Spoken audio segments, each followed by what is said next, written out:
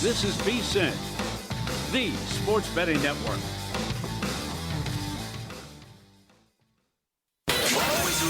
Follow the money. That's what I always say. You always follow the money. Yeah. This is Follow the Money with Mitch Moss and Pauly Howard On VSiN. It's good to have you on board here on a Tuesday. We're live in Vegas, Circa Resort and Casino, coming up this hour in 15 minutes. I'm going to run a 14-1 shot by Pauly to see if he approves in the National Football League. Paul Stone with 4 bets this weekend in college football, 1 on the board tonight. Welcome back, Maction. One of them's a good one. You got the Toilet Bowl, UMass and Akron, and you got Ohio and Miami O. That's right. And we'll grab a slice inside our pizzeria long shot bets coming up in about 45 minutes. So to the marquee games this weekend, Pauly, in college football. Indiana opened up at DraftKings 13.5 against Penn State. They're up to about 16. Their net stats, 5th overall in adjusted EPA per play, 8th in yards per play margin, and 1st overall in success rate. This team has been taking teams out in a body bag pretty much the entire year. They're 6-3 covering numbers. Penn State put a lot into that game last weekend against Ohio State. A lot. And it still, the result would tell you that it didn't go too hot for the team. Yeah. And he likes to run it up. I mean, he'll take you out in a body bag. They don't even have to try to run it up. They're so good at it. My takeaway is Iowa might be pretty good because Iowa almost got Indiana. I don't disagree. And Iowa's got the huge matchup coming up with the Ducks. So it's Indiana or pass for me. Yeah, I wish... the old Teddy Covers line. If I'm playing, I'm laying. I wish... Look, I mean, there's a lot that happens when these numbers usually open. It's during an NFL Sunday. A lot of spots out here in Vegas to get caught up in the games. Forget about it, sometimes.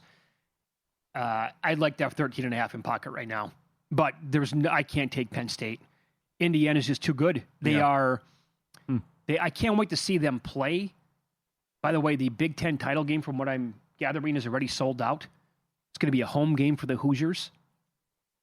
So if it's number 1 and number 2, Indiana and Ohio State, I think they are quite clearly the second best team in the country behind Ohio State. We'll see how that game plays out. But I don't even think going into the game, they're not even that far behind the Buckeyes. Guy's turning this program into a monster here. Yep. All right, you incredible job. We're going against Paul Stone here for an early tease. I just think people keep disrespecting BYU and they don't think they're that good and they keep winning games, the win doesn't look, even though it was a horrible spot coming off the Holy War, and then Iowa State loses again to Arizona State with Sims, the backup, who you think's awful, but he ran wild in that game. I just think and I love Texas Tech as well.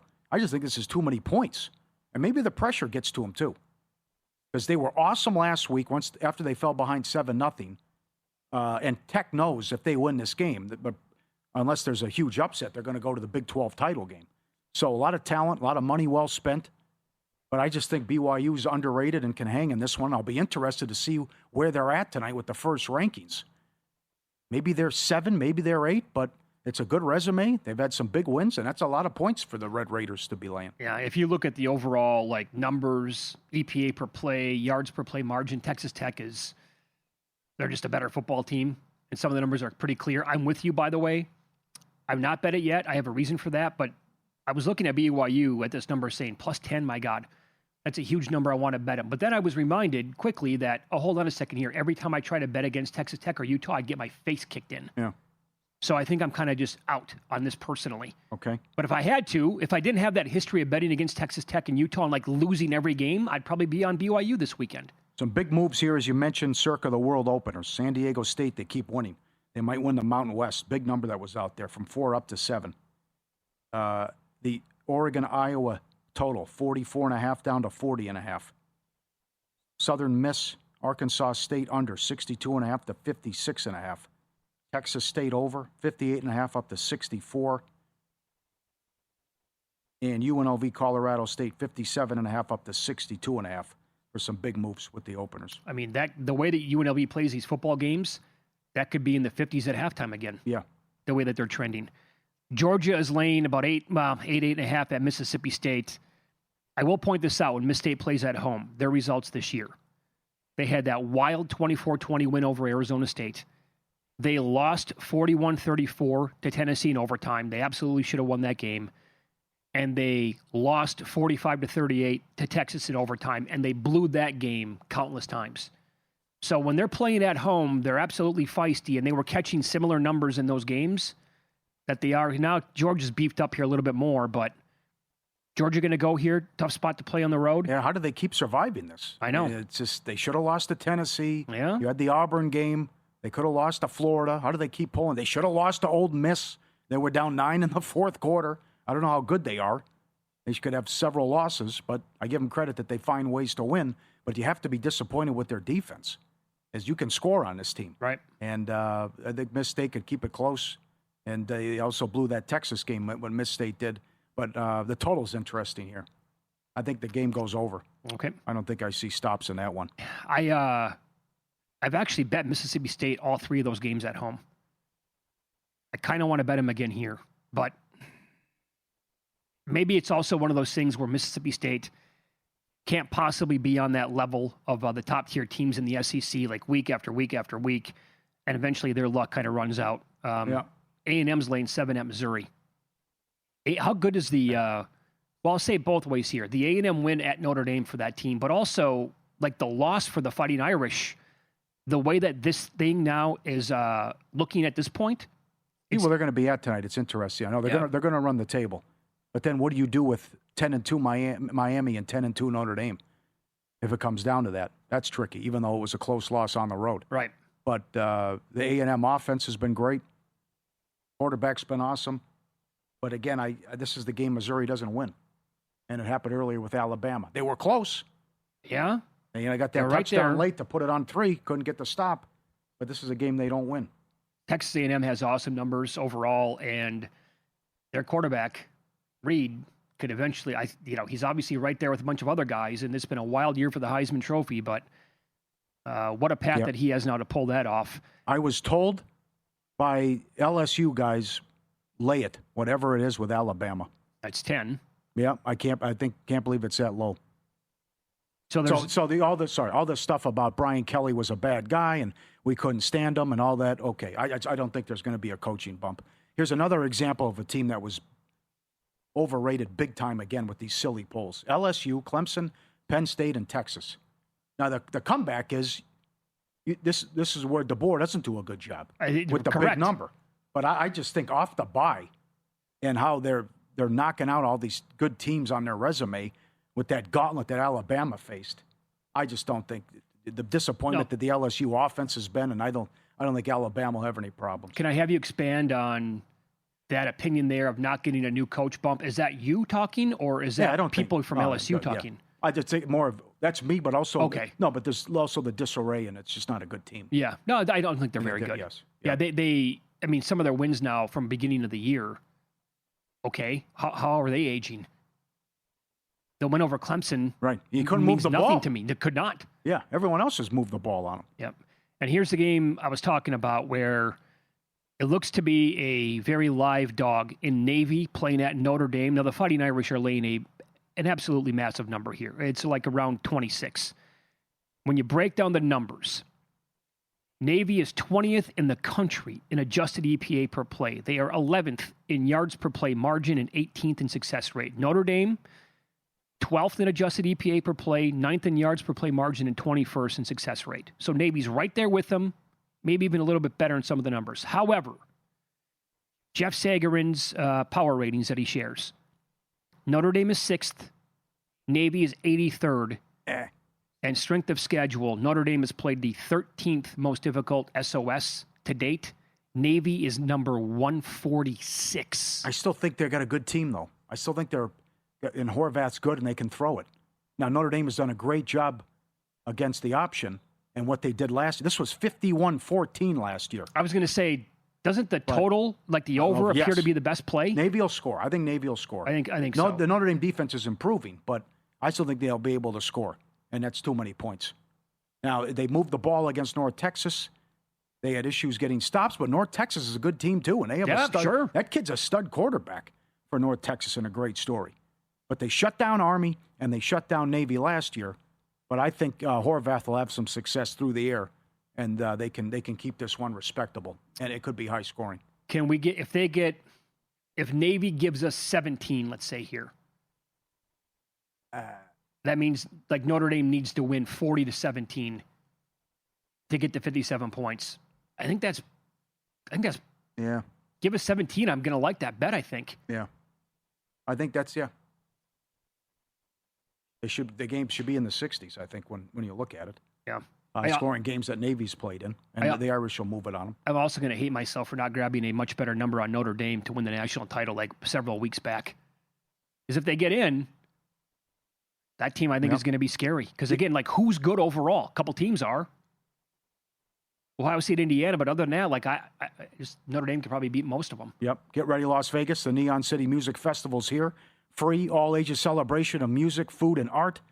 Good Charlotte, Breaking Benjamin, Two Friends, and more. This festival without fences will bring you food, 3D graphics, and jaw-dropping performances, all free November 21st through the 23rd. An experience you don't want to miss. Book your stay downtown at Circa. Details at neoncityfestival.com. neoncityfestival.com. There's a band at the top there actually called Knuckle Puck. I need to learn about that band. That's a great name. It is. Anybody in the back ever heard Mouse? of Knuckle Puck? Yeah. I'm intrigued just by the name. I got to give them a listen. Flocka Flame still doing it. Yeah, sure. All Still? right. Yeah, still. High level. There you go. Good mix. Have some fun. Get some food. Music 3 days. Come on. Mm-hmm. All right. Deadline day, National Football League. We'll update you on the moves that happened earlier. And this player is 2 off the lead, plays in a pass-happy offense with a terrible defense, and he's 14-1. I want to run this by Pauly to see what he thinks next.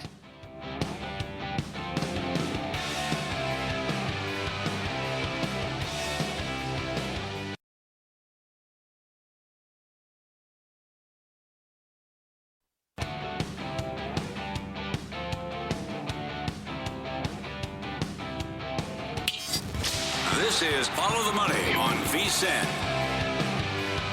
Coming up in 15 minutes, Paul Stone's going to join the program. He'll give up some best bets in college football for the weekend with analysis in a half an hour. We'll go inside Mitch and Pauly's Pizzeria, some long shot bets, and crossport parlay legs to build around as well. Maybe there's one in the NBA that makes some sense at this point. Paul, I want to run this by you. Earlier this morning, JVT and I recorded the latest Pod to the Futures episode here on the VSiN podcast of networks, available wherever you listen to your podcasts. And I brought this up. We talked about a zillion things earlier today, and brought on Greg Hoops Peterson to talk some college basketball as well, and he gave out 2 futures that he likes. Both teams on the West Coast, by the way, in college hoops. But how about this? There's a player in the NFL who is 2 off the lead in an individual stat category. His defense is terrible, and his offense throws the ball a lot. And he's 14-1. That player is T. Higgins to lead the league in receiving touchdowns. He has 6. Devontae Adams leads the league with 8. So he's within 2. Right. Joe Flacco's 3 games with Cincinnati. 47 attempts. 342 yards, 3 touchdowns. In that game, their defense allowed 31 points. In the next game, he threw the ball 34 times, had 2 more touchdowns. Their defense allowed 39 points. And then what happened on Sunday, he threw the ball 47 more times, 470 yards, 4 touchdowns, and his defense allowed 47 points. Is there an angle here? Not bad. Flacco's got to stay healthy, but he'll put up big numbers. Yep. And McVay likes to throw the ball inside the 5-yard line. So Adams could pad his stats there. But that's not bad, and those are good markets to look at as well. A lot of books, by the way. Season leaders, what stuff could happen. You don't pay a lot of attention to that stuff. Because you're looking you're looking at the props every game and the sexy stuff, MVP, Offensive Player of the Year, that kind of thing, Coach of the Year. The stuff about who's going to lead in the stats categories and stuff that could happen. You get some long shots that come in. I'll give you one that JVT talked about last week. It's your guy, actually, Rico Dowdle. Do you know that he was 50-1 to lead the league in rushing a week ago? I believe it. And today he is down to 15-1. Yeah. This is he's the bell cow. Should be. They're basically telling Chuba Hubbard, I know we gave you the money. Yeah. Don't care. Should be. It was awesome against Green Bay. Yeah, he was. Do that. That's definitely doable and in play. Absolutely. He's got to track down both James Cook, who's having an insane year, and your guy, Jonathan Taylor. Yeah. Good job by DraftKings to put up longest field goal of the season. 68.5 yards, over 3-1. Aubrey had the distance. Damn. Did that hit the net? I think it did. I thought you're right. Yeah. So sir, it's not going to be a problem. So he can do this, but he was just finally it's set up, but he hooked it. But he didn't even get like a big start. Did you see that? I know he does. He treated like an extra point. I like the the people are basically he's like a chip shot out there in the golf course. Yeah. He's just like ho-hum, one no step, problem. and there's 65 yards. No problem. Yeah. So that's good that they put that up. And remember, Caesars put up 70 yards, 30-1 after what Little did in the preseason. Did we talk about this on the air yesterday? It might have been off the air with humans. I touched on it briefly in Good, the Bad, the Ugly, but I agree with humans. Humans has had it with the kickers. They don't think it's good for the sport. I agree. And it goes back to what Fangio said with the K-ball. I mean, these guys, there's been six 60-yard field goals this year already. Right. And coming out from 55 is no problem. They're just too good. And it goes back to what Fangio said when they played Tampa. Like, we come in, we do our job, they take over with good field position, they get one first down, we get a stop, but they're yet in field goal range, and McLaughlin hits from 61 and 55. He made it a point to bring it up to reporters. But did you just see what happened? And I just don't think that's something where the fans want to see either. Well, I mean, when you think about it, with the new kickoff rules, right? So these teams so often are starting at their own 35-yard line. Yeah. To his point, right? So if I'm in field goal range after one first down. Pretty much, yeah. And just, in potential bloodbaths in the playoffs that could typically play out to a 13-10 kind of game, forget about it. It's not going to happen because you're not going to kick the ball in the end zone now, and they're going to knee it, and it's going to come out to the 20-yard line, and then you have to put together multiple first downs and a semblance of a decent drive to get within 55 yards, 50 yards or whatever. Now it's 62, 68 the other day. That's not going to be common, I don't think. I hope not anyway. But it's a totally different ballgame now that we're talking about. I think they got to tinker with something here. Because it is too easy to put points on the board here. Yeah, they got to get rid of it. Yeah. Just get rid of the K-ball. How easy it's been. The good discussion with Thomas Gable earlier in the show. Lou Finicaro will be fired up to talk about this as well. And there's a lot of similarities to what happened Saturday in the UFC with also what happened with the NBA and other stories. New accounts, bets from new accounts, dormant accounts, and again, bettors didn't care what the number was.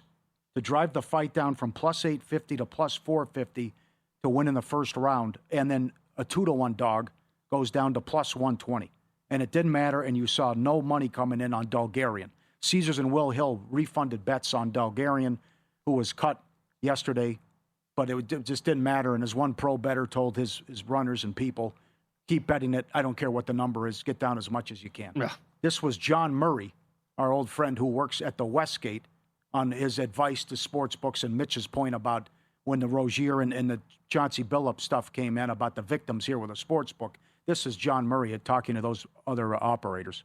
Listen, I'm not denying that. I just think of like, if I was given pertinent information, how much money could I get down within hours? And the reality is probably within hours without drawing red flags. It'd honestly be very difficult. Because any sportsbook operator that is paying any attention, if they saw, even if it was like $500, what do you guys take on a player prop? Dime? Depends who the customer is, but probably no more than $1,000. Okay. And if it's 500, and it's all under, all on a guy who's not even a key player, and it's accounts that you've never seen before, and then the guy leaves the game after 9 minutes, 10 minutes, that's going to cause all kinds of red flags. Yeah. Kelly and Murray podcast. That's a great point too about the Porter stuff and the Rozier stuff, where they just coming in and he's right. Every bet is under. New account, dormant account. Sure. And it's just, something's fishy here. Account as a and sportsbook operator. You're not paying attention. Sure. From an account that either has done nothing in a long time or they're brand new, you don't know who they are, and all of a sudden they're coming in on these fringe players. And Rozier was maybe a little bit better than fringe, but Porter, are you serious? And everything is under. You know something fishy's going on. And yeah, I mean, the whole relationship that some sportsbooks have with their biggest losing customers, and they're willing to give them VIP status, that's part of the problem. Mm-hmm. Is that the people who are capable of firing these big amounts, they're going to get wind of these, fishy, players or guys who want to get involved. And then, hey, by the way, I can get down 200,000, no problem. You can? Okay, well then, bam, let's have a plan of attack. Craziness. The amounts that people were winning, that those guys were winning on those same game parlays with the Porter stuff still blows my mind. Sure. How that was allowed in those limits. And that's where it's, guys you never heard of or fringe players where it's, something's going on. Well, and it even goes back to the Draymond Green thing. Well, Draymond Green's a great player, but that night where he came in and some people knew that he was just going to make it for the opening tip, Bridges did the same thing to extend the streak. Sure. I'm coming in right away, and then they're taking me out of the game. Well, when that's coming, it's like, why is all these people betting nothing but unders here? Right. And that UFC fight, so when the word gets out, the story that you're telling about, doesn't matter what the number is, get down on this as much as possible. That's happened in Las Vegas a few times, but that's again where the sirens go off, where bettors will come to books, and they will flat out just tell the people at the counter, I don't care what the number is.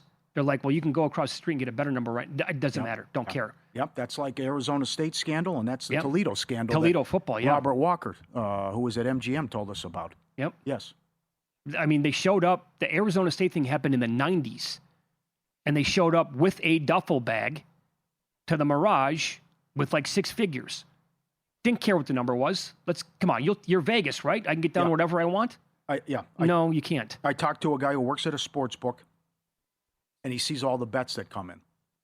And also the stories, and whether you're talking to this person or this person, they all work at different companies. And it was, how much can I get on this guy who I've never heard of to win in the first round? These are 6-7 to 1 payouts. Sure.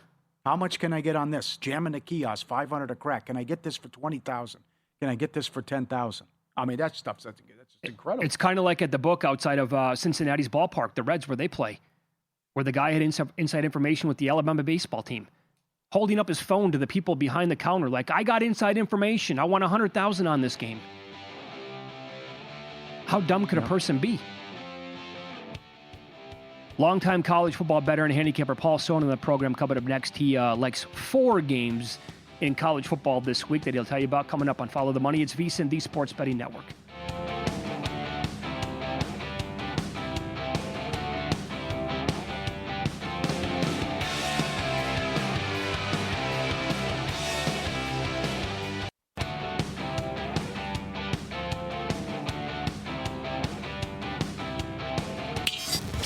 This is Follow the Money on VSiN. Time to get some best bets for this week in college football as we head out now to the Progressive guest line as Paul Stone joins the program now. He's on X at Paul Stone Sports. Been betting and handicapping college football for many, many years. Paul, good afternoon. Thanks for the time. We appreciate that. You're going to get involved in Maction tonight. We have a doozy of a doubleheader. First of all, Akron's laying 12 to UMass. My God, how bad is that program now? But you have action in the other game, Miami against Ohio here. Who do you like? Yeah, obviously, the top 2 teams in the MAC are eventually going to meet at Ford Field there in Detroit on December 6th. Miami atop the league ladder at 4-0, and Ohio, the host tonight, one of 3 teams with 1 loss. So both these teams obviously in the hunt. A huge game tonight in Athens, Ohio. There's a couple of reasons I like Ohio tonight. First of all, the Bobcats, man, they really made a good account of themselves in their opening 3 games of the season, all against Power 4 opponents. Opened the season on the road at Rutgers, lost that game 34-31 on a late field goal. Then at home the next week, West Virginia, when West Virginia was healthy, and they weren't going to be great anyway, but the Mountaineers were healthier earlier in the year. Athens upset West Virginia as a small home underdog 17-10. And then they traveled to Columbus to the Horseshoe to play Ohio State the next week. Only trailed Ohio State 13-9 early in the third quarter. Ohio State pulled away late, won that game 37-9, but Ohio competitive for a little over 2 quarters. But most of my position here, it centers around Ohio's current 11-game home win streak. That win streak at home dates back to late in the 2023 season. During this 11-game home streak, they have faced 9 FBS opponents. The other 2 victims were FCS teams. They covered in all 9 instances as well against the FBS team. So 9-0 at home in their last 9 against the FBS. Look for Ohio quarterback Parker Navarro and his favorite target, Chase Hendricks, to hook up early and often. I like Ohio -2.5 tonight at Peden Stadium over Miami of Ohio. Looking forward to this game. We touched on it earlier that Indiana and Iowa gave Indiana a tough game. Now they're at home against Oregon. What do you think of the dog in this one? I tell you, Oregon, first of all, most people probably consider the Ducks about the 6th best team in terms of probably traditional polls and power rankings as well. And I'm not saying they don't deserve to be there, but if we look at their resume in hindsight, that victory at Penn State, the double overtime victory, maybe not quite as significant as it seemed at the time. And then 2 weeks after defeating Penn State in State College, at home, they play Indiana, much anticipated game. Indiana wins that game 30-20. Nothing flukish about it at all. They were the better team. They deserved the victory. So one could argue that Oregon really doesn't have a signature victory this season to this point. And now they have to go to Iowa City and play at Kinnick Stadium, where strange things, seem to happen historically through the years. This is an Iowa team. They don't do anything flashy. It's more, substance and style, so to speak. But it's an Iowa team that led Indiana this season 13-10 early in the fourth quarter, ultimately lost to Indiana 20-15. But the Hoosiers had their hands full on that day. Indiana, man, they got a high-octane offense, only 337 total yards this season against this Iowa defense. So if they can play their trademark style of football, which is run the football, sound defense, sound technique, win the turnover battle, I think this can be a 4-quarter game. Could go either way. I think Iowa might get the outright victory. I like the Hawkeyes plus 6.5 over the Ducks Saturday at Kinnick. Yeah, none of that would surprise me whatsoever. In fact, this is one of the games during the college football betting guide when we put it out in the summertime, Paul. I circled it. I was like, Penn State and Oregon both have to go to Iowa and play. And something tells me, even with that preseason hype on both teams, Iowa will give these teams probably both a run for their money. And they beat Penn State, obviously down a bunch of guys. And this thing here, I'm kind of expecting the same thing. Another Big Ten clash that you like is Rutgers as a pick against Maryland. Why do you like Rutgers here? Yeah, both these teams feasted on friendly non-conference schedules before they kind of graduated to Big Ten play and met reality. They've only got a single conference victory each. Rutgers won at Purdue 27-24 about a week and a half ago. And then Maryland, way back on September 20th, they went to Madison as a 10.5-point underdog, upset the Badgers 27-10. Since then, the Terrapins have proceeded to lose 4 straight games. They have been competitive in most of those. However, 3 of those losses only by 4 points or fewer. Rutgers, after hosting Maryland this weekend, they're going to be off next week, and then they'll finish the regular season with a trip to Ohio State, and then they'll play Penn State at home to finish the regular season. So what I'm getting at is I believe this is Rutgers' best opportunity the remainder of the season, despite the Nittany Lions' struggles recently. I think this is Rutgers' best opportunity the rest of the way to get a victory. I think they'll be all in here. They have a very solid passing attack led by their quarterback, Ethan Kaliakmanis. Kaliakmanis has thrown for almost 2,500 yards. He threw for 330 yards or more against 3 Big Ten teams, those being Iowa, Washington, and Purdue. Maryland, statistically in the passing defense statistical categories, they rank fairly highly, but they really hadn't played necessarily a who's who of prolific passing attacks. So I think Rutgers is going to throw for some yardage. I made the number in this game, Rutgers -3. Circa almost agreed with me on Sunday. They opened Rutgers -2. Some money arrived on Maryland. I think Maryland was actually maybe a 1.5 point favorite at some books yesterday on Monday, but now a consensus of about pick. I think the winner is going to get the money here, the outright winner. I think it's going to be Rutgers. Give me the Scarlet Knights over the Terrapins Saturday in East Piscataway. Go down in Lubbock. We're button heads here. Make your case for the Red Raiders laying 10 against BYU, and can they make a playoff run? Well, obviously, since I'm going to be pushing Texas Tech here, I hope they can make a playoff run, and they're going to need this win to win this game probably to get in the playoff. But these are obviously two solid football teams. First of all, BYU, I mean, what a story, and it revolves around their true freshman quarterback, Bear Bachmeier, a guy who signed with Stanford originally, was at the Stanford campus for the spring semester in January, maybe even a little bit later than that.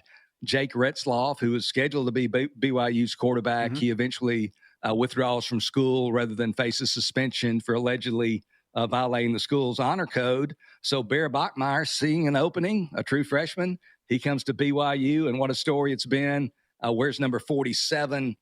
His performance has been brilliant. His physicality has been a breath of fresh air. He's not a slider. He likes to not only take contact, he seems to initiate contact. So just a fun guy to watch. But as much as I like BYU, I like Texas Tech better. I think Texas Tech's A game is superior to BYU's A game. Baron Morton, I mean, this was critical. He returned last week against Kansas State on the road after missing 2 games due to a bum ankle, led the Red Raiders to a road victory over the Wildcats there in Manhattan, 43-20. Never an easy place to win. And although this guy's reappearance from injury was not given nearly the coverage as Morton's, the addition back in the lineup of tight end Terrence Carter Jr., he is a huge critical piece of that Red Raiders offense.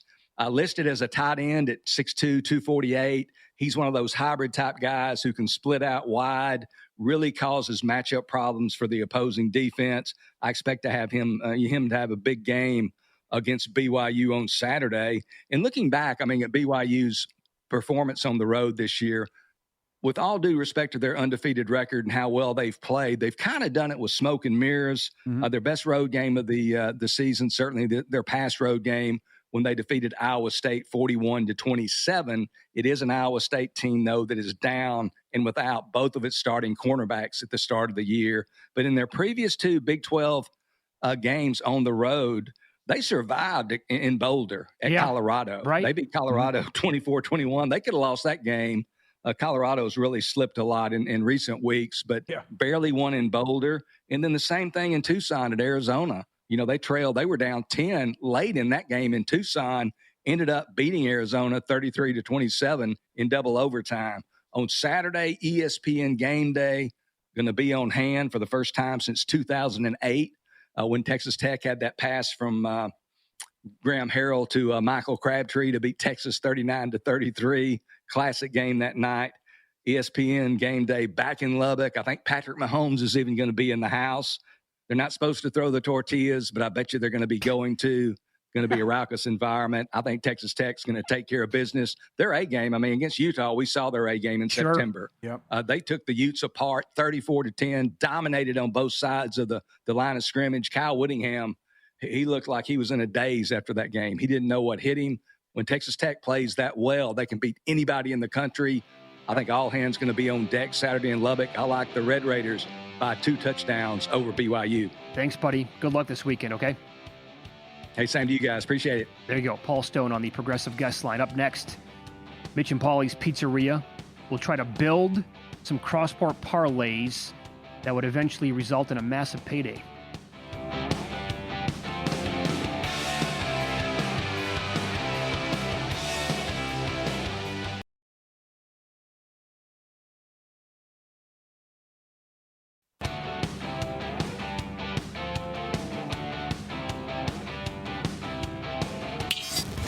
This is Follow the Money on VSiN. Do you like the service at Mitch and Pauly's? I don't tip. You don't tip? No, I don't believe in it. Leave us a tip on your way out. You don't tip. You don't tip. What do you mean you don't tip? You don't believe in it. The guys crack open the jar and see what the listeners have left behind. So what, no TV now? It's time for the tip jar at Mitch and Pauly's Pizzeria. Mitch and Pauly's Pizzeria tip jar, sponsored by Mama's Pizza. Mama's Pizza, the only place where your pizza money always gets you a win. Check them out, mamaspizzas.net and Mama's Pizza on Instagram. Fantastic follow. And we start off with a bang with Ryan, who did the same thing similar to what Jersey Jerry did. Jones, McCarthy, Herbert, Dart, Daniels, all to score 1,583 to 1. He won 31,000 and paid 22,000 after taxes take home. That a boy. That's incredible. All the quarterbacks to get in there, rushing touchdown. I know. We needed the tip actually before the week kicked off. I know. By the way, Jerry had that on. Then Jerry's was a big boy too. He had 4 guys on. That's right. As a side note, we called for this Justin Herbert before the season started. He's finally doing off it. and running. Yes. I want Justin Herbert does. to take off like that a ton during games. He should. I know. I'm with you. And the Dart thing every game too. Touchdown and rushing yards over. Lee is cooking. He wants some advice. He has the Blue Jays to win the American League East, count it, and Saskatchewan to win the Grey Cup, 140 to 1. The Rough Riders are in the West Final. The game's at home. They're playing 3.5 against BC. He should take the 3.5, right, and try to win both? I think so, yeah. That's probably the play right now. He wins this, he's in the Grey Cup with the West Final? I'm not a CFL guy. Well, put it this way. Let's say that it's a championship weekend in the NFL, and he's got 141 to 1 ticket on the Blue Jays to win the East and the Chiefs to win the Super Bowl, and the Chiefs are a 3.5 point favorite against the Bills. You take the Bills plus 3.5. Yeah, he could do both too. He could get some money line as well. If he wants to do that. Will any book offer the no on the Grey Cup? I'll tell the guys to put it up here. Circa? Yeah. Actually, can you get to Vegas, Lee, and request Circa to do that? Because they probably, they might. That's a deep cut. No kidding. Dylan Harper, Rookie of the Year. Giannis MVP, 171. Rich in Canada 2 weeks ago. Harper off to a great start, got hurt though. Yeah, got dinged up a little bit here. Right. And Giannis is putting up huge numbers. Not crazy. Mike in Pennsylvania. Oregon, is it to miss? To miss, yeah. To miss? All right, to miss the playoff. Broncos division, Spurs Western Conference Finals, Edmonton Oilers Western Conference Finals.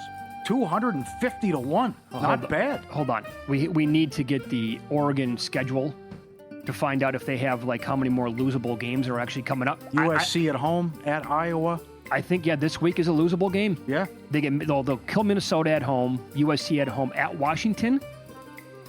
Yes. Could that be tricky? Yes. I will say this: if they lose 2 more games, I don't think Oregon's going to make it. They'll be 9-3 with no appearance in the Big Ten title game. Is that team in? That's a tough one. That Penn State wins nothing, and you struggled. Right, and they got. Come on, let's be honest here. They got mauled by Indiana. Yeah. Compelling case, but as I said Monday, I can't find 12 teams that deserve to be in. You're right. And there's more losses and chaos coming. There should be more of these now that the Dodgers cashed. Brad, FTM at vsin.com, by the way. Send them in or tweet at us. Dodgers win the World Series, count it. Buckeyes repeat. Rams Super Bowl. Luka MVP. Oilers win the Cup. 8,411 to 1. Wow. All right, he's already got the Dodgers in. Buckeyes look great. I think the Rams are the best team in football. Luka's off to a historic start. Is he going to play enough games to qualify? Yeah, he will. Hopefully this comes down to the Edmonton Oilers in Canada. Maybe that can happen. James, first 2 legs cashed already. Thunder win the title. Dodgers World Series. Lions over Bills exacta. World would come to an end. 413 to 1. Yeah. Give me a Bills Lions Super Bowl, please. I would love to see it, despite my bets, and we really wanted it last year. Well, I know. He's also have Lions over Ravens. It's going to be difficult with the Ravens. They only play 1 game at home. Daniel, Indiana makes the playoff. 49ers Super Bowl, OKC NBA, UConn College, Scheffler Masters, 20,461 to 1. Yeah, boy. Well, that's a lot going on. I would say the most difficult leg there. There's a lot. Yeah, you're right. A lot has to happen, but the Niners to win the Super Bowl. Yeah. Spurs Nuggets exacta, Chris, 65 to 1. Western Conference. That's to make the Western Conference. Yeah, I would also throw in, if you want the Spurs, I would do Spurs OKC. Yeah. This Thunder team is ridiculous. They're preposterous. Yeah. Yeah. They're going to be. They have a chance if they get fully healthy at some point. They have a chance to be better than last year. A couple from our guy Ozzy. Aztecs to win the Mountain West. They were 25-1. They're $1.05 at DraftKings. He took Ozzy's advice. He took Paul Stone's advice. Southern Miss, 18-1. Paul Stone gave that out on air. They're plus 360. Right now, they already went over their win total. Pitt, 70-1 to win the ACC. Ooh. They're 12-1. Old Miss, 15-1 to win the S. That number's too high. Still, it's 11-1. Yeah. They think they're going to run the table. Tired of working for someone else? Become your own boss with a Mama's franchise? They introduced 2 new specialty pizzas, the Wicked Pig and the Bacon Cheeseburger. 2 weeks ago, the Wicked Pig was written up as a must-try. Also, great gluten-free and cauliflower crust options available. Get those franchise opportunities now. 817-870-2571 for more information. 817-870-2571. MamasPizzas.net. Mama's Pizza on Instagram. It's the crust, baby. Put the garlic butter on it and a pound of mozzarella on every large pie. Love Mama's Pizza. All right, let's talk about some other legs to maybe make them our anchors here moving forward, right? I do think like Thunder NBA title or Thunder to win the West, much like last year. Think about these numbers.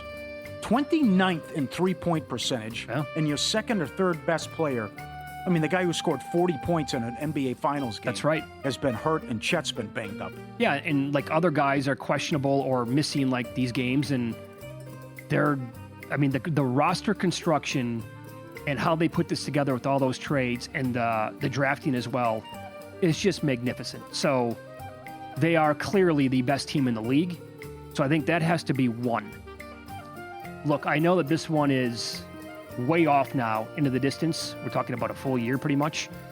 But I will tell you that 3 people, and I had the same exact thought, right?